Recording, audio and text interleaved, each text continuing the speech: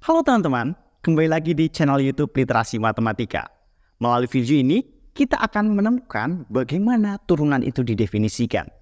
Kita akan menggunakan pendekatan gradien garis untuk menemukan definisinya. Penasaran? Kita intro dulu ya.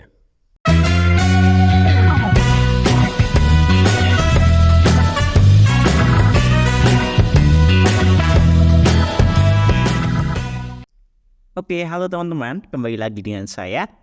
Kali ini kita akan mengetahui bagaimana sih definisi turunan itu jika kita pandang melalui gradien garis dan limit fungsi. Sebelum kita mengetahui definisi turunan, kita ingat kembali apa itu gradien garis. Oke, jika saya memiliki sebuah kurva fx seperti ini dan memiliki sebuah titik di mana berabsis x dan memiliki ordinat yaitu fx, dan saya juga memiliki satu titik lainnya yang berjarak h terhadap titik satunya, sehingga absis dari titik kedua ini adalah x plus h, sehingga nilai y-nya atau ordinatnya adalah fx plus h. Nah, kedua titik ini kita hubungkan dengan sebuah garis. Nah, bagaimana caranya kita menemukan gradien garis tersebut? Ya, jika kita ingat lagi, ya, gradien garis itu dapat kita tentukan dengan delta y dibagi dengan delta x, atau perubahan nilai y titik tersebut dibagi dengan perubahan nilai x dari titik tersebut. Nah, di sini kasusnya, artinya nilai y dari kedua titik tersebut adalah ini ya, dua ini, sehingga delta y-nya adalah ya fx plus h dikurangi dengan fx. Delta x-nya siapa? Ya, delta x-nya adalah selisih atau perubahan dari nilai absis kedua titik tersebut. Ya, di sini berarti x plus h dikurangi dengan x, atau tidak lain dan tidak bukan adalah nilai h-nya itu sendiri atau jarak dari titik 1 dan titik 2. Sehingga delta x di sini dapat kita tulis menjadi h. Sehingga untuk menentukan gradien garis potong terhadap kurva tersebut adalah menggunakan rumus ini. Oke. Nah, kita akan simpan rumus ini dulu. Oke, kita ingat kembali tadi untuk mencari gradien dari garis hitam ini, kita dapat menggunakan rumus M sama dengan fx plus h dikurangi dengan fx dibagi dengan h. Pertanyaannya adalah bagaimana jika kita diminta untuk menentukan gradien garis ini? Ya, garis yang terbentuk saat ini adalah merupakan garis singgung kurva. Bagaimana kita cara menentukannya?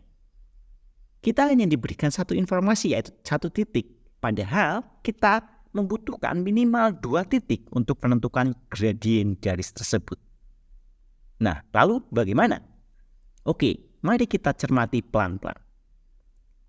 Jika kita lihat, untuk mendapatkan garis singgung kurva, yang perlu dilakukan adalah menggeser titik kedua ini menuju titik yang pertama. Kita lihat.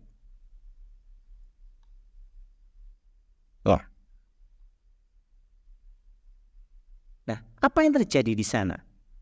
Yang terjadi adalah jarak antara titik kedua dan titik pertama ini akan menjadi 0.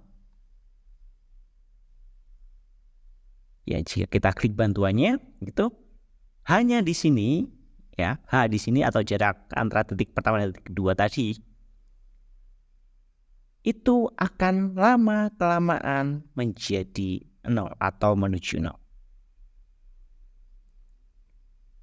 Nah, dari sini mungkin kita bisa berasumsi bahwa dari gradien garis yang sudah kita tentukan tadi, kita tinggal ganti hanya dengan 0 saja. Nah, namun apa yang terjadi jika kita ganti hanya dengan 0? Untuk pembilang akan menjadi fx dikurangi fx sama dengan 0 per hanya diganti 0 jadi 0. 0 per 0 menjadi bentuk yang tak tentu. Sehingga kita tidak bisa menentukan gradien garis tersebut. Padahal jika kita lihat secara intuisi, garis hitam ini memiliki kemiringan, artinya dia memiliki gradien. Lalu bagaimana cara menentukan gradiennya? Oke, kita lihat kembali. Jika kita lihat, hanya itu akan mendekati 0. Belum tentu sama dengan 0. Tapi dia akan jelas mendekati 0. Nah, jika kita mendengar kata mendekati, kita akan teringat dengan konsep limit. Nah, sehingga ini bisa kita selesaikan menggunakan konsep limit. Nah, apa yang dilimitkan? Ya, yang dilimitkan adalah fungsi gradien ini dengan hanya tadi H ini akan menuju 0. Atau dapat kita tulis menjadi M garis singgung itu sama dengan limit H mendekati 0 dari Fx plus H dikurangi Fx per H. Nah, gradien garis singgung tersebut yang akan menjadi definisi turunan. Nah, secara matematis, definisi turunan Fx di titik X yaitu F aksen X, yaitu dibaca F aksen, itu sama dengan limit H menuju 0 dari Fx plus H dikurangi dengan Fx dibagi dengan H. Dengan catatan, jika limitnya ada.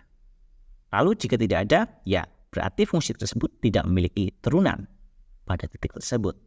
Nah, lalu sebelum kita ke bentuk soalnya, kita perlu mengetahui notasinya. Ada dua notasi di sini yang digunakan, yang sering digunakan. Yang pertama notasi Newton, yang kedua adalah notasi Leibniz. Nah, biasanya yang kita gunakan atau pada jenjang SMA gunakan itu menggunakan yang Newton atau yang pertama. Ya, ini dibaca dengan F aksen X atau di sini Y aksen. Nah, ini menunjukkan turunan pertama dari fungsi Fx, gitu. Jadi kalau nanti aksennya atau petiknya ini ada 2, berarti menunjukkan turunan kedua dan seterusnya. Sedangkan notasi kedua ini biasanya kita temukan di perguruan tinggi atau tidak menutup kemungkinan ini juga dipakai di tingkat SMA. Ya, ini dibaca di dy per dx dan ini adalah dfx per dx. Sama saja menyatakan turunan pertama dari fungsi fx. Untuk kali ini kita akan menggunakan notasi yang pertama untuk mempermudah penulisan. Oke, kita ke contoh soal. Contoh yang pertama, menggunakan definisi turunan, tentukan turunan pertama dari fungsi fx sama dengan 3x kuadrat. Nah, untuk menentukan turunan pertama atau f aksen x, ya, kita menggunakan rumus tadi atau definisi tadi, yaitu limit h menuju 0 dari Fx plus H dikurangi dengan Fx dibagi dengan H. Oke, kita perlu mencari siapa si Fx ini dan siapa si Fh-nya ini. Kita cari Fx-nya ternyata sudah ketemu ini, sehingga kita tinggal mencari si Fx plus H-nya. Fx plus H. Siapa dia? Ya, dia adalah fungsi fx yang x-nya diganti dengan x plus h. Semudah itu. Jadi kita dapatkan 3 dikali dengan, ya, x-nya kita ganti dengan x plus h dikuadratkan. Ingat, yang diganti hanya si x-nya saja. Sehingga jika kita jabarkan, ini akan menjadi 3 dikali dengan x kuadrat plus 2xh plus h kuadrat. Atau jika kita jabarkan lagi menjadi 3x kuadrat plus 6xh plus 3h kuadrat. Oke, kita sudah mempunyai keduanya, sehingga langkah selanjutnya kita tinggal substitusikan saja ke fungsinya. Itu adalah limit h menuju 0 dari, ya, f X plus H-nya adalah ini ya. Kita substitusikan saja, saya menggunakan warna yang sama supaya kalian bisa melihatnya dengan mudah. 3X kuadrat plus 6XH plus 3H kuadrat dikurang dengan ya fx-nya adalah 3x kuadrat. Nah, di sini yang perlu hati-hati teman-teman, selalu menggunakan tanda kurung. Mengapa? Karena jika tidak, nanti seandainya fx-nya ini lebih dari satu suku, itu akan sering terjadi kesalahan, yaitu ada pengalihan negatif di sini. Sehingga hati-hati, jadi perlu dikurung ya, biar tidak hilang. Sehingga kita selanjutnya bagi dengan si H-nya.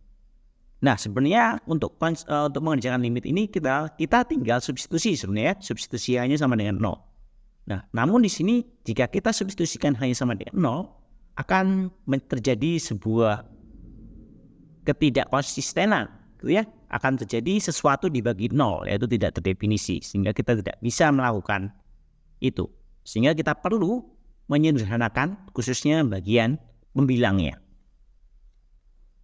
Oke, kita buka saja kurungnya untuk mempermudah. Negatif dikali positif hasilnya negatif ya, berarti tidak berubah ini. Ya, seperti itu. Apakah ada yang bisa disederhanakan? Ada. 3x dengan negatif 3x itu akan saling menghilangkan. Sehingga tinggal limit H menuju 0 dari 6xh plus 3h kuadrat per H. Kita lihat di sana sama-sama memiliki faktor H, sehingga kita dapat kanselasi, gitu, dapat sederhanakan menjadi limit H menuju 0 dari ya tinggal 6x plus 3h. Ya, hanya tinggal satu yang sini. Sehingga coba kita substitusi H sama dengan 0, ya akan mendapatkan hasilnya adalah 6x. Karena limitnya ada, sehingga dapat kita simpulkan bahwa turunan pertama dari fungsi fx sama dengan 3x kuadrat itu sama dengan 6x. Oke, untuk contoh kedua. Sama menggunakan definisi turunan, tentukan turunan pertama dari fungsi tersebut. Ya, kita tuliskan kembali rumus dari atau definisi dari turunan tadi. Kita dapatkan f aksen x sama dengan limit H menuju 0 dari fx plus H dikurangi dengan fx per H. Fx-nya sudah kita ketahui, kita tinggal mencari si fx plus H-nya ya. Ya, kita tinggal ganti x di sini dengan si x plus H. Oke.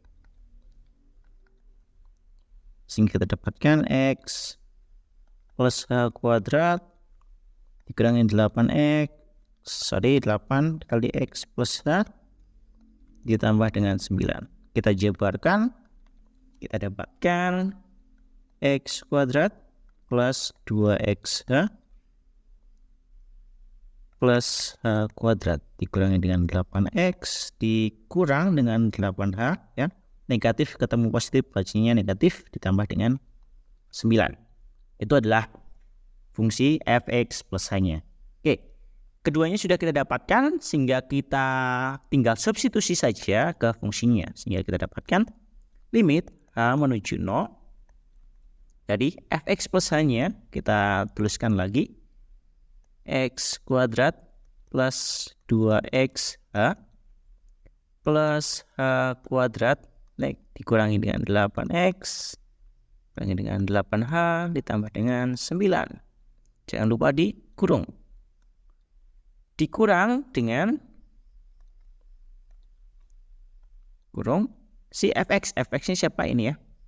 Ya, tinggal kita substitusi saja.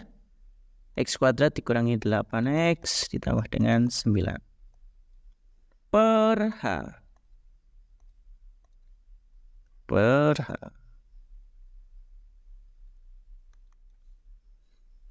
Oke, sama seperti tadi, jika kita substitusikan hanya akan menjadi bentuk tidak terdefinisi, sehingga kita perlu memanipulasinya khususnya di bagian pembilangnya. Oke, kita buka kurungnya. Kalau kita buka kurung, akibatnya perkalian ini menjadi dikalikan ya, negatif dikalikan X, dikalikan sana, sehingga akibatnya X ini akan menjadi negatif X kuadrat, min dikali minusnya positif dikali dengan negatif, hasilnya adalah negatif. Nah, sehingga kita tinggal sederhanakan yang bisa kita sederhanakan. Ya, ini bisa kita sederhanakan. Min 8X dengan plus 8X plus 9 dengan negatif 9. Hasil penghilangan. Sehingga sisanya adalah limit H menuju 0 dari 2XH ditambah dengan H kuadrat dikurang dengan 8H per H. Sama-sama memiliki faktor H, sehingga kita dapat mengkalkulasinya gitu. Tinggal sisa limit hanya itu menuju 0 dari 2X plus H, tinggal satu hanya ya, dikurangi dengan 8. Kita substitusi hanya sama dengan 0, hasilnya adalah tinggal, ya betul sekali, 2X min 8. Nah, karena limitnya ada, maka turunan pertama dari fungsi fx sama dengan x kuadrat dikurangi 8x ditambah 9 adalah 2x dikurangi dengan 8. Nah, jika kita lihat lagi teman-teman, gradien garis singgung ini ternyata menjadi definisi turunan pada titik X. Artinya, gradien garis singgung ini yang menyinggung X, fx ini menjadi definisi turunannya. Sehingga kita dapat menentukan gradien garis singgung dari sebuah fungsi pada suatu titik, yaitu A, FA adalah ya M garis singgungnya itu sama dengan turunan pertama dari fungsi fx, di mana x-nya kita substitusi dengan apsis titik singgung tersebut. Ya, atau dengan mudahnya kita ganti definisi turunan tadi dengan nilai apsisnya atau dengan nilai A-nya jika di sini. Ya, dengan catatan jika limitnya ada. Oke, langsung saja ke contoh. Bagaimana contohnya? Seperti ini. Diketahui fx sama dengan ini, ya, x dikali x plus 3. Sementara itu ada garis yang menyinggung, garis G, menyinggung kurva tersebut di titik yang berapsis negatif 1. Atau A-nya tadi ini berarti negatif 1 ya. Ya. Ditentukan gradien garis G. Nah, ada dua cara sebenarnya teman-teman. Cara yang pertama, kita menentukan turunan pertamanya dulu, baru kita substitusi X sama dengan negatif 1, atau kita bisa menggunakan langsung. Jadi kita langsung definisi turunan tadi, tinggal kita ganti X-nya dengan negatif 1. Oke, di video kali ini saya akan menggunakan cara yang kedua, yaitu dengan langsung mensubstitusi X-nya menjadi negatif 1. Nah,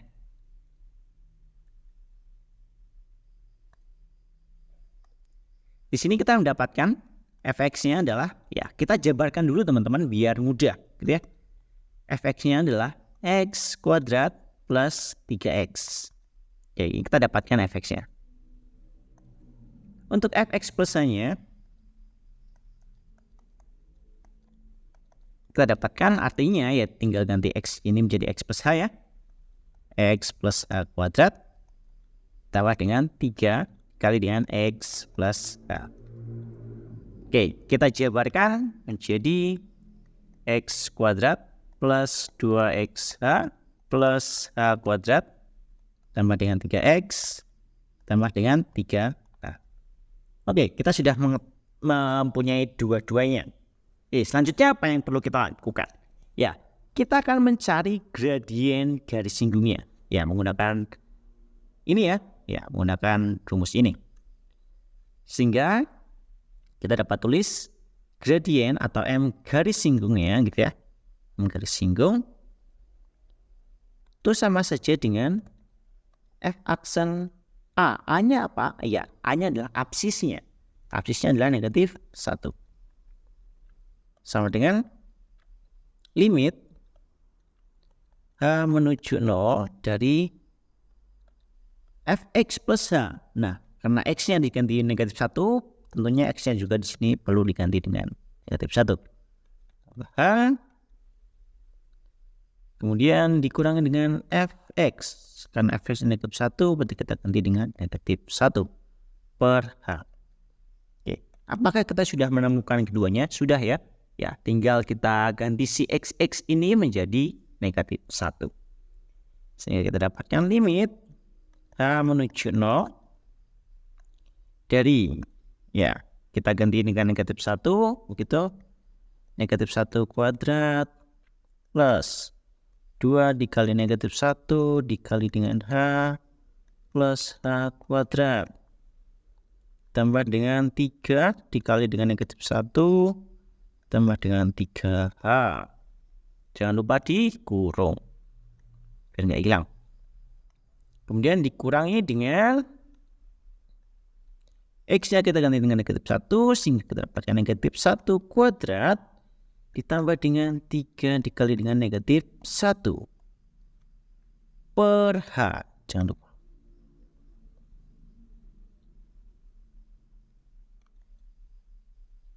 Oke.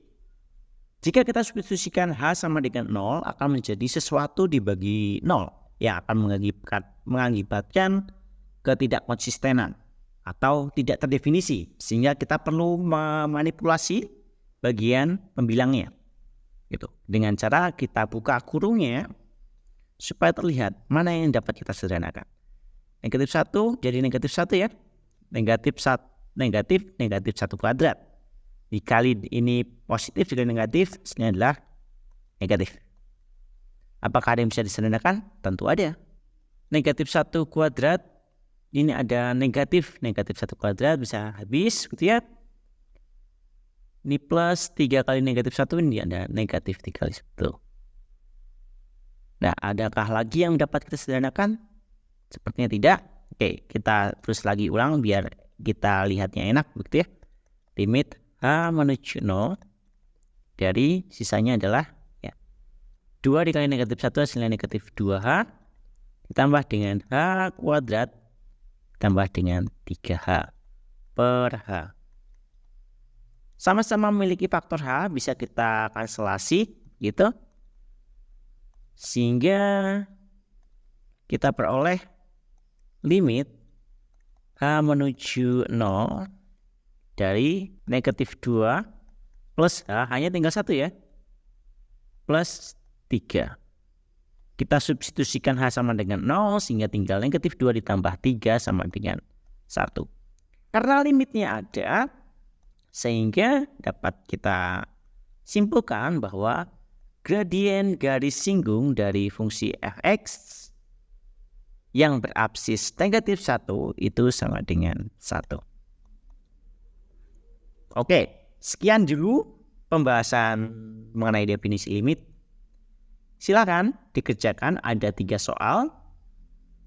Jika ada pertanyaan, silakan tanyakan melalui kolom komentar. Terima kasih dan sampai jumpa.